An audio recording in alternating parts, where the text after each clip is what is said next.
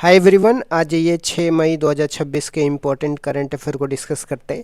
So let's get started without any further delay. प्रश्न संख्या 1 से स्टार्ट करते हैं। ऑपरेशन फ्रीडम किसने और कहां पे लॉन्च किया है? यूएसए ने ईरान के खिलाफ हार्मुज जल संधि में ऑपरेशन फ्रीडम लॉन्च किया है। इसके उद्देश्य की बात करते हैं तो इसका उद्देश्य हार्मुज जल संधि में फंसे जहाज़ों को सुरक्षित निकालना, जहां ईरान ने जहाज़ों का रास्ता रोक रखा है। इसमें यूएसए के 2 शक्तिशाली युद्धपोत ट्रैक्स्टन और मैसोन तैनात किए गए हैं। जब हम स्ट्रेट ऑफ हार्मुज की बात करते हैं, ये फारस की खाड़ी जिसको पर्शियन गल्फ बोलते हैं को ओमान सागर से जोड़ता है। ईरान को यूएई ओमान से अलग करती है, तो ये भी आपको ध्यान में रखना है। अन्य ऑपरेशन की बात करते हैं तो ऑपरेशन लाइनस रॉयर इजराइल ने ईरान के खिलाफ लॉन्च किया है। ऑपरेशन एपिक फ्यूरी यूएसए ने ईरान के खिलाफ लॉन्च किया है। ऑपरेशन सिंधु भारत ने ईरान से भारतीयों को निकालने के लिए लॉन्च किया है। जब हम स्टेट ऑफ हार्मुज की बात कर रहे हैं तो आप यहाँ पे देख सकते हैं, यहाँ पे स्टेट ऑफ हार्मुज है जो ईरान को यूएई और ओमान से अलग करती है। State of Hormuz Persian gulf और गल्फ ऑफ ओमान को जोड़ती है। और जब हम पर्शियन गल्फ की बात करते हैं तो पर्शियन गल्फ के बॉर्डरिंग कंट्री का नाम भी आपको ध्यान में रखना है। Iran, Iraq, Kuwait, Saudi Arabia, यहाँ पे बहरीन है, कतर और यूएई से इसका बॉर्डर लगता है। यहाँ पे देख सकते हैं इजराइल है। इजराइल ने ईरान के खिलाफ जो ऑपरेशन चलाया था उसका नाम ऑपरेशन लाइनस रॉयर है, तो ये भी आपको ध्यान में रखना है। नेक्स्ट क्वेश्चन पे आते हैं। वर्ष 2026 के पुलित्जर पुरस्कार से किन भारतीयों को सम्मानित किया गया है? आनंद आरके और सुपर्णा शर्मा को पुलित्जर पुरस्कार से सम्मानित किया गया है। इन्हें इलस्ट्रेटेड रिपोर्टिंग और कमेंट्री श्रेणी में साइबर क्राइम और डिजिटल अरेस्ट पर आधारित ट्रैप्ड प्रोजेक्ट के लिए यह सम्मान मिला है। अनिरुद्ध घोषाल जो हनोई के निवासी है, इनको इंटरनेशनल रिपोर्टिंग श्रेणी में यह पुरस्कार मिला है। पुलित्जर पुरस्कार यूएसए द्वारा पत्रकारिता के क्षेत्र में दिया जाता है, तो ये भी आपको ध्यान में रखना है। आ जाते हैं नेक्स्ट क्वेश्चन में। हाल ही में हुए 5 राज्यों के विधानसभा चुनाव का परिणाम क्या रहा है? तो पश्चिम बंगाल में बीजेपी 294 में से 260 सीटें जीत करके पहली बार बहुमत हासिल किया है और ममता बनर्जी खुद अपनी भवानीपुर सीट से शुभेंदु अधिकारी से हार गई हैं। तमिलनाडु में अभिनेता थलपति विजय की पार्टी टीवी के 108 सीटों के साथ सबसे बड़ी पार्टी बनी है और वर्तमान सीएम एमके स्टालिन कोलाथूर सीट से हार गए। असम में बीजेपी ने 100+ सीटें जीती है और हेमंत बिस्वा शर्मा दोबारा मुख्यमंत्री बनेंगे। केरल में कांग्रेस नीत गठबंधन यूडीएफ ने जीत हासिल करी है। पुडुचेरी में एनडीए गठबंधन ने 18 सीटें जीत करके बहुमत हासिल किया है। आ जाते हैं नेक्स्ट क्वेश्चन में। स्वदेशी सेल ब्रॉडकास्ट सिस्टम किसके द्वारा लॉन्च किया गया है? दूरसंचार मंत्रालय के द्वारा सेल ब्रॉडकास्ट सिस्टम लॉन्च किया गया है। दूरसंचार मंत्रालय कौन है? ज्योतिरादित्य सिंधिया है। यह आपदा प्रबंधन जिसको डिजास्टर मैनेजमेंट बोलते हैं, इसके लिए बनाया गया है, जो भूकंप या बाढ़ जैसी स्थितियों में बिना इंटरनेट के मोबाइल पर अलर्ट मैसेज और सायरन बजेगा। इसे सचेत प्लेटफॉर्म से जोड़ा गया है, तो ये भी आपको ध्यान में रखना है। नेक्स्ट क्वेश्चन में आते हैं वित्त मंत्रालय की रिपोर्ट के अनुसार सर्वाधिक राजस्व घाटे वाला राज्य कौन सा है? तो हिमाचल प्रदेश है। दूसरा स्थान पे पंजाब है। राजस्व अधिशेष सरप्लस वाले राज्यों में उड़ीसा प्रथम है और झारखंड दूसरा स्थान पे है, तो ये भी आपको ध्यान में रखना है। नेक्स्ट क्वेश्चन में आते हैं। नॉर्थ टेक सिंपोजियम का आयोजन कहाँ पे हुआ है? तो प्रयागराज उत्तर प्रदेश में हुआ है। इसका उद्घाटन रक्षा मंत्री राजनाथ सिंह ने किया है और इसकी थीम की बात करते हैं तो रक्षा त्रिवेणी संगम रखी गई है। यहाँ इजराइल द्वारा लेबनान पर पेजर को बम बनाने के उदाहरण का जिक्र करते हुए तकनीकी सुरक्षा पर जोर दिया गया है। नेक्स्ट क्वेश्चन में आते हैं। कान्हा टाइगर रिजर्व में बाघों की मौत का कारण कौन सा वायरस बताया गया है? कैनाइन डिस्टेपर वायरस इसका कारण बताया गया है। कान्हा टाइगर रिजर्व में बाघों की मौत का इसके कारण बाघिन T141 और उसके 4 शावकों के फेफड़ों में संक्रमण से मौत हो गई है और इसके वायरस का मुख्य वाहक कुत्ता या डॉग है। यहाँ पे आप देख सकते हैं कान्हा टाइगर रिजर्व मध्य प्रदेश में स्थित है। मध्य प्रदेश के बॉर्डरिंग स्टेट का भी नाम आप ध्यान रख सकते हैं, जैसे उत्तर प्रदेश हो गया, राजस्थान, गुजरात, महाराष्ट्र और छत्तीसगढ़ है। कुछ और भी टाइगर रिजर्व है, जैसे सतपुरा टाइगर रिजर्व कहाँ पे? मध्य प्रदेश में। कूनो नेशनल पार्क कहाँ पे? मध्य प्रदेश में। पन्ना टाइगर रिजर्व कहाँ पे? मध्य प्रदेश में। संजय डुबरी टाइगर रिजर्व ये भी मध्य प्रदेश में। पंच टाइगर रिजर्व आपको मध्य प्रदेश और महाराष्ट्र के बॉर्डर पे देखने को मिलेगा। बांधवगढ़ नेशनल पार्क ये भी आपको मध्य प्रदेश में देखने को मिलेगा। तो इस तरीके से कुछ और भी टाइगर रिजर्व और नेशनल पार्क को आप ध्यान में रख सकते हैं मध्य प्रदेश के। आ जाते हैं नेक्स्ट क्वेश्चन पे। भारत का पहला मोती पालन क्लस्टर कहाँ पे बनेगा, जिसको पर्ल कल्टीवेशन क्लस्टर बोलते हैं। यह हजारीबाग झारखंड में बनेगा। यह मत्स्य विभाग की पहल है और इसका मुख्य केंद्र महिलाओं को रोजगार देना है। नेक्स्ट क्वेश्चन में आते हैं काबू पुनर्स्थापन और संरक्षण, जिसको काबू रिस्टोरेशन बोलते हैं। यह पायलट प्रोजेक्ट किसने शुरू किया है, तो केरल ने शुरू किया है। काबू केरल में पवित्र उपवनों को कहा जाता है। अन्य राज्यों में नाम जैसे सरना बिहार झारखंड में, ओरण राजस्थान में, देवरई महाराष्ट्र में और देवराकाड़ू कर्नाटक में है। तो ये भी आपको ध्यान में रखना है। नेक्स्ट क्वेश्चन में आते हैं राष्ट्रीय बाल स्वास्थ्य कार्यक्रम 2.0 में किन बीमारियों पर ध्यान दिया गया है। जन्मजात दोष, बीमारियां, कमियां, विकास में देरी, इन सब चीज़ों पर ध्यान दिया गया है। यह स्वास्थ्य मंत्रालय जेपी नड्डा द्वारा 0 से 18 वर्ष के बच्चों के लिए शुरू किया गया है। नेक्स्ट क्वेश्चन में आते हैं देश का पहला portable bed side MRI system किसने विकसित किया है, तो एम्स दिल्ली ने विकसित किया है। यह बेड के पास ही शरीर के आंतरिक अंगों की हाई रेजोल्यूशन तस्वीरें लेने में सक्षम होंगी। आ जाते हैं कुछ इंपॉर्टेंट पॉइंट की बात करते हैं। तो भारत के 93वें ग्रैंड मास्टर कौन बने, तो आरव डेंगला बने महाराष्ट्र के। प्रोजेक्ट हनुमान किससे संबंधित है, तो आंध्र प्रदेश द्वारा मानव वन्य जीव संघर्ष रोकने के लिए प्रोजेक्ट हनुमान चलाया गया है। जनगणना 2027 का शुभंकर क्या है, प्रगति और विकास है। एप्पल के नए CEO कौन बने, जॉन टर्सन बने, 1 सितंबर 2026 से बनेंगे। पचपदरा रिफाइनरी कहाँ पे है, तो बालोतरा राजस्थान में स्थित देश की पहली ग्रीनफील्ड इंटीग्रेटेड रिफाइनरी बनी है। अंडर वाटर तिरंगा अंडमान निकोबार के राधानगर बीच पर फहराया गया। तो ये भी आपको ध्यान में रखना है। इस तरीके से मैंने कुछ इंपॉर्टेंट पॉइंट को डिस्कस कर दिया। Thank you so much guys, keep loving, keep supporting, bye bye, see you. जनगणना की बात करते हैं। भारत में जनगणना की शुरुआत कब और किसके कार्यकाल में हुई थी, तो भारत में जनगणना की शुरुआत 1872 में वायसराय लॉर्ड मायो के कार्यकाल में शुरुआत हुई थी। वैज्ञानिक और दशकीय आधार पर जनगणना की शुरुआत कब और किसके कार्यकाल में हुई थी, वैज्ञानिक और दशकीय आधार पर हर 10 वर्ष में। जनगणना की शुरुआत 1881 में वायसराय लॉर्ड रिपन के कार्यकाल में हुई थी। 2011 की जनगणना का क्रम क्या था, 2011 की जनगणना कुल मिला के 15वें क्रम की थी, स्वतंत्र भारत के हिसाब से 7वें क्रम की थी और दशकीय आधार पर 14वें क्रम की थी। महाविभाजक वर्ष किसे कहा जाता है और क्यों, 1921 को महाविभाजक वर्ष कहा जाता है क्योंकि 1911 से 21 के दशक में अकाल और महामारियों के कारण जनसंख्या वृद्धि न्यूनतम रही है, जनसंख्या बढ़ने के बजाय घट रही थी। 2011 की जनगणना के आयुक्त और आदर्श वाक्य क्या थे, तो आयुक्त चंद्रमौली साहब थे और आदर्श वाक्य हमारी जनगणना हमारा भविष्य, आर सेंसस आर फ्यूचर है।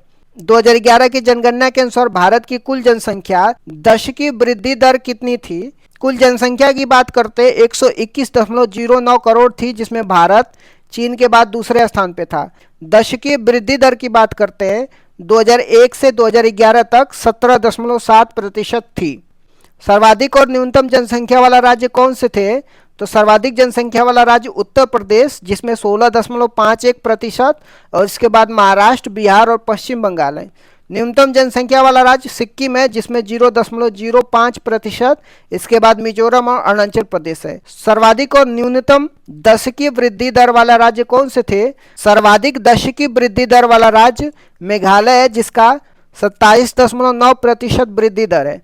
न्यूनतम ऋणात्मक वृद्धि वाला नागालैंड है जिसमें -0.6% वृद्धि दर थी। यह एकमात्र राज्य था जहां जनसंख्या वृद्धि दर ऋणात्मक थी। भारत की जनसंख्या घनत्व कितना है, सर्वाधिक और न्यूनतम जनसंख्या घनत्व वाला राज्य कौन से हैं, तो भारत की जनसंख्या घनत्व 382 व्यक्ति प्रति वर्ग किलोमीटर है। सर्वाधिक जनसंख्या घनत्व बिहार का 1106 व्यक्ति प्रति वर्ग किलोमीटर है। न्यूनतम जनसंख्या घनत्व वाला राज्य अरुणाचल प्रदेश है जिसमें 17 व्यक्ति प्रति वर्ग किलोमीटर है। भारत का लिंगानुपात कितना है, सर्वाधिक और न्यूनतम लिंगानुपात वाले राज्य कौन से हैं। भारत का लिंगानुपात की बात करते हैं 943 महिलाएं प्रति 1000 पुरुष पे है। सर्वाधिक लिंगानुपात की बात करते हैं केरल का है 1084 महिलाएं हैं प्रति 1000 पुरुष पे। न्यूनतम लिंगानुपात की बात करते हैं हरियाणा है जिसमें 879 महिलाएं हैं प्रति 1000 पुरुष पे। भारत की साक्षरता दर कितनी है? सर्वाधिक और न्यूनतम साक्षरता वाला राज्य कौन से है? तो भारत की साक्षरता दर 73% है। पुरुष की साक्षरता दर की बात करते हैं 80.09% है और महिला की साक्षरता दर की बात करते हैं 64.60% है। सर्वाधिक साक्षरता की बात करते हैं केरल का है 94% है और न्यूनतम साक्षरता बिहार का है 61.80% है। सर्वाधिक अनुसूचित जाति वाला राज्य कौन से है? तो संख्या के आधार पर उत्तर प्रदेश है, प्रतिशत के आधार पर पंजाब है। राज्य की जनसंख्या का 32% जनसंख्या पंजाब में अनुसूचित जाति का है। सर्वाधिक अनुसूचित जनजाति जनसंख्या वाला राज्य कौन से है? संख्या के आधार पर मध्य प्रदेश सर्वाधिक अनुसूचित जनजाति वाला राज्य है। प्रतिशत के आधार पर मिजोरम है जिसकी राज्य की 94% जनसंख्या शेड्यूल ट्राइब की है। पंचवर्षीय योजना के बारे में मैंने डिस्कस तो किया है, बट एक बार फिर से मैं पंचवर्षीय योजना के बारे में रिवीजन करा देता हूँ। पहली पंचवर्षीय योजना 1951 से 56 तक थी। इसकी मुख्य विशेषताएं क्या थी? इसका टाइम पीरियड की बात कर, यह योजना 1 अप्रैल 1951 से लेकर के 1956 तक चली थी। मॉडल की बात करते हैं, यह हेरोल्ड डोमर मॉडल पर आधारित थी और इसका प्रारूप के.एन. राज ने तैयार किया था। उद्देश्य क्या था पहली पंचवर्षीय योजना का? इसका मुख्य ध्यान कृषि एग्रीकल्चर पर था। विकास की दर की बात करते हैं, जो लक्ष्य था 2.1% था, लेकिन 3.6% की वृद्धि हासिल की गई थी, जो लक्ष्य से अधिक थी। दूसरी पंचवर्षीय योजना 1956 से 1961 के प्रमुख बिंदु क्या थे? दूसरी पंचवर्षीय योजना की अवधि की बात करते हैं 1956 से 1961 तक रहता है। मॉडल की बात करते हैं, यह महालनोबिस मॉडल पर आधारित थी। इसका जो उद्देश्य था, इस योजना में भारी उद्योगों पर बल दिया गया, जिसमें प्रमुख उपलब्धियां थी। इसी योजना के दौरान भिलाई छत्तीसगढ़, राउरकेला उड़ीसा, दुर्गापुर पश्चिम बंगाल में आयरन स्टील प्लांट स्थापित किए गए। विकास की दर की बात करते हैं, लक्ष्य 4.5% का था और प्राप्ति 4.27% थी। तीसरी पंचवर्षीय योजना 1961 से 66 तक क्यों असफल रही थी? 1961 से 66 तक तीसरी पंचवर्षीय योजना थी। यह मॉडल सुखमय चक्रवर्ती मॉडल पर आधारित थी। इसका उद्देश्य था कृषि और उद्योग दोनों पर बल देना। असफलता के कारण ये थे, यह योजना 1962 के दौरान भारत चीन युद्ध और 1965 के भारत पाकिस्तान युद्ध के कारण अपने लक्ष्य को प्राप्त नहीं कर सकी और असफल रही। अन्य घटना की बात करते हैं तीसरी पंचवर्षीय योजना में, इसी दौरान जय जवान जय किसान का नारा दिया गया था और 1965 में भारतीय खाद्य निगम, जिसको फूड कॉरपोरेशन ऑफ इंडिया की स्टेब्लिशमेंट की बात करते हैं, तो तीसरी पंचवर्षीय योजना में एफसीआई का इस्टेब्लिशमेंट होता है। नेक्स्ट देख लेते हैं योजना अवकाश की। योजना अवकाश, जिसको प्लान हॉलीडेज बोलते हैं, ये क्या था और यह कब हुआ था? तीसरी पंचवर्षीय योजना की असफलता के बाद 1966 से लेकर के 1969 तक 3 वर्षों के लिए कोई पंचवर्षीय योजना नहीं बनाई गई। इसे योजना अवकाश कहा जाता है। इसी दौरान एक एक वर्ष की योजना शुरू की गई थी। खाद्यान्न में आत्मनिर्भरता के लिए हरित क्रांति, जिसको ग्रीन रेवोल्यूशन की शुरुआत की गई थी। चौथी पंचवर्षीय योजना 1969 से 1974 की मुख्य बातें क्या थी? तो इसका टाइम पीरियड की बात करते हैं 1969 से लेकर के 1974 तक थी। यह मॉडल अशोक रुद्र मॉडल पर आधारित थी और इसका प्रारूप डी.आर. गॉडगिल ने तैयार किया था। उद्देश्य की बात करते हैं, इसका लक्ष्य स्थिरता के साथ आर्थिक विकास करना, डेवलपमेंट विथ स्टेबिलिटी था। प्रमुख घटनाएं की बात करते हैं तो चौथी पंचवर्षीय योजना में 1969 में 14 बैंकों का राष्ट्रीयकरण किया गया था। ये पहली बात हो गई। इसके बाद 1971 में भारत पाकिस्तान का युद्ध हुआ और 1974 में पहला परमाणु परीक्षण ऑपरेशन स्माइलिंग बुद्धा पोखरण में किया गया था। पांचवी पंचवर्षीय योजना 1974 से 1978 क्यों अद्वितीय थी? यह भारत का एकमात्र ऐसी योजना है जो अपने निर्धारित समय 5 वर्ष से पहले केवल 4 वर्षों में ही समाप्त हो गई। 1974 से लेकर 1978 तक ही रही थी। यह डीपी दर मॉडल पर आधारित थी और इसका मुख्य लक्ष्य गरीबी उन्मूलन था। रोलिंग प्लान 1978 से 1980 तक क्या था? 1978 में सरकार बदलने के बाद मोरारजी देसाई की जनता पार्टी सरकार ने पंचवर्षीय योजना को समाप्त कर रोलिंग प्लान शुरू किया था। विश्व में इसके जनक डॉक्टर गुरनार मिर्डर थे। उनकी पुस्तक एशियन ड्रामा में इसका उल्लेख है और भारत में इसे लक्कड़वाला ने लागू किया था। छठवीं पंचवर्षीय योजना 1980 से 1985 के दौरान क्या महत्वपूर्ण घटनाएं हुई थी? यह मॉडल आगात निर्गत मॉडल पर आधारित था, जिसको इनपुट आउटपुट मॉडल बोला जाता है। इसका उद्देश्य रोजगार सृजन और गरीबी उन्मूलन था। प्रमुख घटनाएं की बात करते हैं तो छठवीं पंचवर्षीय योजना में नाबार्ड की एस्टेब्लिशमेंट किया जाता है 1982 में। 6 और बैंकों का राष्ट्रीयकरण किया जाता है 1980 में। ऑपरेशन ब्लू स्टार और ऑपरेशन मेघदूत 1984 में चलाया जाता है। ऑपरेशन मेघदूत सियाचिन पर कब्जा करने के लिए। 7वीं पंचवर्षीय योजना 1985 से लेकर के 1990 तक क्या नारा था? इस योजना का प्रसिद्ध नारा रोटी रोजी और उत्पादकता या भोजन काम और उत्पादकता था। इसी योजना के दौरान 1988 में सेबी की स्थापना होती है, जिसको security and exchange board of India बोलते हैं। एलपीजी सुधार कब और क्यों अपनाए गए थे? 1990 से 92 के योजना अवकाश के दौरान 1991 में भारत में विदेशी मुद्रा भंडार का संकट उत्पन्न हो गया था। उस समय प्रधानमंत्री पीवी नरसिम्हा राव और वित्त मंत्री डॉक्टर मनमोहन सिंह थे। इस संकट से निपटने के लिए 1991 में नई आर्थिक नीति अपनाई गई थी, जिसे एलपीजी सुधार कहा गया था। जो न्यू इकोनॉमी पॉलिसी अपनाई गई थी, जिसमें उदारीकरण, निजीकरण या वैश्वीकरण की बात की जाती है। 8वीं पंचवर्षीय योजना 1992 से 1997 का मुख्य फोकस क्या था? तो यह model John W Miller model पर आधारित थी। इसका मुख्य बल मानव संसाधन विकास था, जो 1990 में आए एचडीआई मानव विकास सूचांक की अवधारणा से प्रेरित था। अन्य घटनाएं की बात करते हैं 8वीं पंचवर्षीय योजना में। इसी दौरान 73वां और 74वां संविधान संशोधन हुआ, जो पंचायती राज और नगर निगम के लिए है। इसी समय 1 जनवरी 1995 को डब्ल्यूटीओ की स्थापना होती है, जिसको वर्ल्ड ट्रेड ऑर्गेनाइजेशन बोलते हैं। 9वीं और 10वीं पंचवर्षीय योजना का मुख्य बातें क्या थी? 9वीं पंचवर्षीय योजना 1997 से 2002 तक होता है। इसका लक्ष्य सामाजिक न्याय और क्षमता के साथ आर्थिक विकास था। प्रधानमंत्री ग्राम सड़क योजना 25 दिसंबर 2000 को और कारगिल युद्ध 1999 में इसी दौरान हुआ था। 10वीं पंचवर्षीय योजना 2002 से 2007 तक थी। यह भी आगात निर्गात मॉडल पर आधारित थी। नरेगा अधिनियम 2005 में आया और 2 फरवरी 2006 को लागू हुआ था।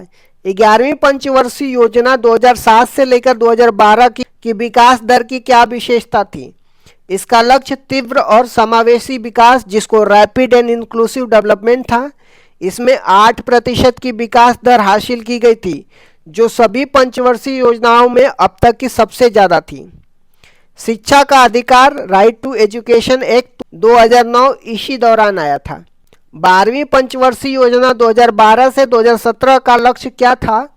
यह अंतिम पंचवर्षीय योजना था, जो 2012 से 2017 तक चला था। इसका लक्ष्य तीव्र, सतत और अधिक समावेशी विकास, जिसको rapid sustainable and inclusive development था। इसमें कृषि के लिए 4% और प्रजनन दर को 2.1%, जिसको प्रतिस्थापन दर बोलते हैं, पर लाने का लक्ष्य रखा गया था। भारतीय संविधान के प्रमुख संशोधन और उसके प्रावधान के बारे में देखने वाले हैं। पहला संविधान संशोधन कब हुआ था? 1951 में हुआ था। संविधान में 9वीं अनुसूची जोड़ी गई थी, जिसका संबंध भूमि सुधार से है। अनुच्छेद 15 क्लॉज 4 भी जोड़ा गया, जो सामाजिक और शैक्षिक रूप से पिछड़े वर्गों के लिए आरक्षण का प्रावधान करता है। 7वां संविधान संशोधन 1956 में राज्य पुनर्गठन से संबंधित है। यह प्रावधान किया गया कि 2 या 2 से अधिक राज्यों के लिए एक राज्यपाल हो सकता है। इस समय भारत में 14 राज्य और 6 केंद्र शासित प्रदेश थे। फजल अली कमीशन का गठन 1953 में इसी उद्देश्य से हुआ था। 15वां संविधान संशोधन 1963 में हुआ था। हाई कोर्ट के न्यायाधीशों की सेनानिवृत्ति की आयु 60 से बढ़ा करके 62 कर दिया गया था। 21वां संविधान संशोधन 1967 में हुआ था। इस संविधान संशोधन से संविधान की 8वीं अनुसूची में 15वीं भाषा के रूप में सिंधी भाषा को जोड़ा गया और मूल संविधान में 14 भाषाएं थी, अब जाकर के 22 भाषाएं हैं। 24वां संविधान संशोधन 1971 में हुआ था। इंदिरा गांधी के कार्यकाल में संसद को संविधान संशोधन की असीमित शक्तियां प्रदान की गई थी। हालांकि इसके बाद केशवानंद भारती केस 1973 में सुप्रीम कोर्ट ने स्पष्ट किया कि संसद की यह शक्ति असीमित नहीं है बल्कि सीमित है और इस संविधान के मूल ढांचा को नहीं बदल सकती है। 26वां संविधान संशोधन 1971 की बात करते हैं। राजाओं को दिए जाने वाला प्रीवी पर्स को समाप्त कर दिया गया, जो देशी रियासतों के एकीकरण के बदले में दी जाने वाली एक बड़ी राशि थी। 36वां संविधान संशोधन 1975 में सिक्किम को भारत का पूर्ण राज्य बनाया गया और ये भारत का 22वां राज्य सिक्किम बन के आया था। 42वां संविधान संशोधन 1976 की बात करते हैं। इसे मिनी कॉन्स्टिट्यूशन या लघु संविधान कहा जाता है। 42वां संविधान में प्रस्तावना में संशोधन किया जिसमें समाजवाद, पंथ निरपेक्ष, अखंडता शब्द जोड़े गए और प्रस्तावना में अब तक ये एकमात्र संशोधन रहे। 42वां संविधान संशोधन में फंडामेंटल ड्यूटी जोड़ी गई थी, जो भाग 4A में अनुच्छेद 51A को जोड़ा गया था, जिसमें मौलिक कर्तव्य शामिल थे। यह सरदार स्वर्ण सिंह समिति की सिफारिश पे फंडामेंटल ड्यूटी, जिसको मौलिक कर्तव्य बोलते हैं, इसको जोड़ा गया था। 42वां संविधान संशोधन में राज्य सूची से समवर्ती सूची में विषयों को हस्तांतरण किया गया, जिसमें 5 विषय वन, वन्यजीव, मापतोल, न्याय प्रशासन और शिक्षा को राज्य सूची से समवर्ती सूची में स्थानांतरित किया गया। नए अनुच्छेद आर्टिकल 39A जो निःशुल्क कानूनी सहायता की बात करता है, आर्टिकल 48A जो पर्यावरण संरक्षण की बात किया जाता है, ये भी 42वां संविधान संशोधन में जोड़ा जाता है। 44वां संविधान संशोधन 1978 की बात करते हैं। ये मोरारजी देसाई के कार्यकाल में हुआ था। इसमें संपत्ति के अधिकार में बदलाव किए जाते हैं। संपत्ति के अधिकार को मौलिक अधिकार की सूची से हटा करके इसे कानूनी अधिकार, जिसको लीगल राइट बनाया गया, जो अब अनुच्छेद 300A में है। पहले इसमें आर्टिकल 30 पहले संपत्ति का अधिकार आर्टिकल 31 पहले संपत्ति का अधिकार अनुच्छेद 31 में था। राष्ट्रीय आपातकाल, नेशनल इमरजेंसी की बात करते हैं। इसमें राष्ट्रीय आपातकाल के लिए आंतरिक अशांति के स्थान पे सशस्त्र विद्रोह शब्द का प्रयोग किया गया। राष्ट्रीय आपातकाल लगने के लिए कैबिनेट की लिखित अनुमति को अनिवार्य किया गया। संविधान में कैबिनेट शब्द की पहली बार उल्लेख इसी संशोधन में हुआ था। आ जाते हैं 52वां संविधान संशोधन की बात करते हैं, जो 1985 में हुआ था। राजीव गांधी के कार्यकाल में दल बदल विरोधी कानून आया था, जिसको एंटी डिफेक्शन लॉ बोलते हैं। संविधान में 10वीं सूची जोड़ी गई, जिसका उद्देश्य दल बदल को रोकना था। आ जाते हैं 61वें संविधान संशोधन, जो 1989 में हुआ था। यह राजीव गांधी के कार्यकाल में मतदान की आयु 21 वर्ष से घटा करके 18 वर्ष कर दी गई थी। अब आ जाते हैं 73वां संविधान संशोधन 1992 में। पंचायती राज व्यवस्था या ग्रामीण स्थानीय स्वशासन से संबंधित है। संविधान के भाग 9 और 11वीं अनुसूची जोड़ी गई, जो पंचायती राज से संबंधित है। भाग 9 में अनुच्छेद 243 से लेकर के 243O शामिल किया गया। 24 अप्रैल 1993 से इसको लागू किया गया। 74वां संविधान संशोधन 1992 की बात करते हैं। ये शहरी स्थानीय स्वशासन की बात करता है, जिसमें नगर पालिका नगर निकाय से संबंधित है। संविधान में भाग 9A और 12वीं अनुसूची जोड़ी गई। 12वीं अनुसूची में टोटल 18 विषय हैं। आ जाते हैं 86वें संविधान संशोधन 2002 की बात करते हैं। 6 से 14 वर्ष के बच्चों के लिए अनिवार्य और मुफ्त शिक्षा का प्रावधान किया गया। अनुच्छेद 21A जोड़ा गया, जिसके तहत शिक्षा का अधिकार एक मौलिक अधिकार बन गया। अनुच्छेद 51A क्लॉज K के रूप में 11वां मौलिक कर्तव्य भी जोड़ा गया था। आ जाते हैं 89वां संविधान संशोधन 2003 की बात करते हैं। अनुच्छेद 338A को जोड़ा गया, जिसमें राष्ट्रीय अनुसूचित जनजाति आयोग, जिसको national commission for scheduled tribe का उल्लेख है। अनुच्छेद 338 में राष्ट्रीय अनुसूचित जाति का उल्लेख किया गया है। 91वां संविधान संशोधन 2003 की बात करते हैं। मंत्रिपरिषद के आकार को सीमित किया गया। इसके अनुसार कुल लोकसभा सदस्यों के 15% से अधिक मंत्री नहीं हो सकते। आ जाते हैं 92वां संविधान संशोधन 2003 की बात करते हैं। 8वीं अनुसूची में 4 भाषाएं जोड़ी जाती है, जो बोडो, डोंगरी, संथाली और मैथिली होती है। 97वां संविधान संशोधन 2011 में सहकारी समिति से संबंधित है। संविधान के भाग 9 बी अनुच्छेद 43 बी और अनुच्छेद 19 क्लॉज 1 क्लॉज सी में सहकारी समिति शब्द जोड़ा गया। 99 संविधान संशोधन 2014 की बात करते हैं। यह एक ऐसा संविधान संशोधन था जिसमें सुप्रीम कोर्ट ने असंवैधानिक करार दिया था। यह राष्ट्रीय न्यायिक नियुक्ति, जिसको नेशनल जुडिशरी अपॉइंटमेंट कमीशन के निर्माण की बात करता है, जिसका उद्देश्य कॉलेजियम पद्धति को बदलना था। आ जाते हैं 100वां संविधान संशोधन 2015 की बात करते हैं। भारत और बांग्लादेश के बीच में 3 बीघा कॉरिडोर जमीन के आदान प्रदान से संबंधित है। 101वां संविधान संशोधन 2016 की बात करते हैं, जिसमें जीएसटी, जिसको गुड्स एंड सर्विस टैक्स बोलते हैं, इससे संबंधित है। यह 1 जुलाई 2017 को लागू हुआ। विजय केलकर समिति के सिफारिश पर यह आया था। संविधान में अनुच्छेद 246A जीएसटी का उल्लेख है और अनुच्छेद 279A जो जीएसटी काउंसिल का उल्लेख, जिसका प्रमुख भारत के वित्त मंत्री होता है, ये सब जोड़ा गया। 102वां संविधान संशोधन 2018 की बात करते हैं। इसमें आर्टिकल 338B जोड़ा गया, जिसमें राष्ट्रीय पिछड़ा वर्ग आयोग की बात करता है। इसमें यह निर्धारित किया गया कि कौन सी जाति पिछड़ा वर्ग में आएगी और यह अधिकार केंद्र सरकार का होगा। आ जाते हैं 103वां संविधान संशोधन 2019 की, जो आर्थिक रूप से कमजोर वर्ग, जिसको इकोनॉमिकली वीकर सेक्शन बोलते हैं, 10% आरक्षण की बात किया जाता है। संविधान में अनुच्छेद 15 क्लॉज 6 संस्थाओं में प्रवेश के लिए आरक्षण और अनुच्छेद 16 क्लॉज 6 सरकारी नौकरियों में आरक्षण की बात किया जाता है। आ जाते हैं 104वां संविधान संशोधन 2019 की, जिसमें लोकसभा और विधानसभा में एंग्लो इंडियन के लिए आरक्षित सीटों को समाप्त कर दिया गया। अनुसूचित जाति, अनुसूचित जनजाति के लिए आरक्षण को 10 साल के लिए क्या कर दिया गया, बढ़ा दिया गया। आ जाते हैं 105वां संविधान संशोधन 2021 की। यह 102वें संविधान संशोधन में संशोधन करता है। यह राज्य सरकारों को यह अधिकार देता है कि वो अपनी स्वयं की राज्य सूची में शामिल की जाने वाली पिछड़े वर्गों की जातियों की पहचान कर सके, जो शक्ति 102वें संविधान संशोधन में केंद्र के पास दी गई थी। राष्ट्रपति ने 18 अगस्त 2021 को इस पर हस्ताक्षर कर दिया था। आ जाते हैं 106वां संविधान संशोधन 2023 की। इसे नारी शक्ति वंदनम अधिनियम के नाम से भी जाना जाता है। यह 128वां विधेयक था। इसका उद्देश्य लोकसभा और विधानसभा में महिलाओं को 33% आरक्षण प्रदान करना है। इसे अर्जुन मेघवाल ने पेश किया था और राष्ट्रपति ने इसे 28 सितंबर 2023 को सहमति दे दी थी। यह अगला परिसीमन 2026 के बाद लागू होने वाले चुनाव में लागू होगा। आ जाते हैं 129वां संविधान संशोधन विधेयक की। ये संविधान संशोधन विधेयक है जो प्रस्तावित किया गया है। भारत का नवीनतम विधेयक है। जो यह 1 नेशन 1 इलेक्शन की बात किया जाता है, जो एक राष्ट्र एक चुनाव से संबंधित है। यह रामनाथ कोविंद कमेटी की सिफारिश पर पेश किया गया था।